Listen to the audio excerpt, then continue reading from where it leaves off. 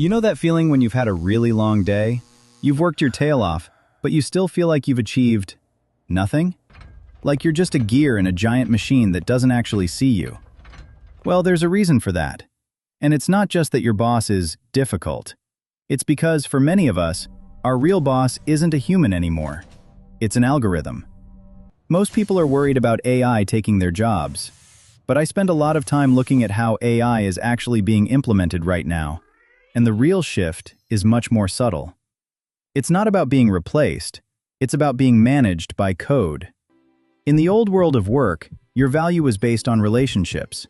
You did favors for people, you showed potential, you had soft skills. But we've hit a threshold. Let's call it the efficiency wall.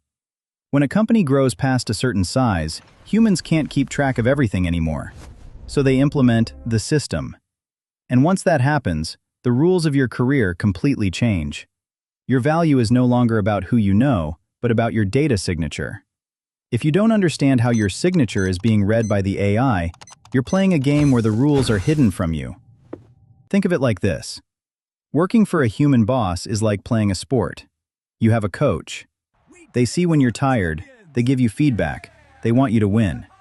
But working for an AI is like playing a video game on hard mode, where the game is programmed to never let you win too much. The AI doesn't want a star player. It wants a consistent average. It wants to know exactly how much work it can squeeze out of you before you quit. This is the survival mode of the modern office. And just like having no money in the bank, being in this cycle kills your ability to think about your future.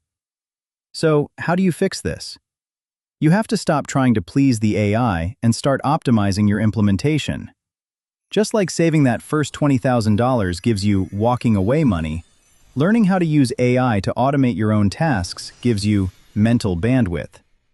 If you use the AI to do 30% of your work, but you don't tell the AI boss about it, you've just created your own breathing room.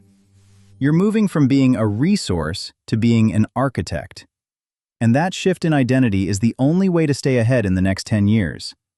The future isn't about humans versus machines. It's about which humans know how the machines are being implemented. If you want to be the one designing the future instead of just living in it, hit that subscribe button. Let's figure this out together.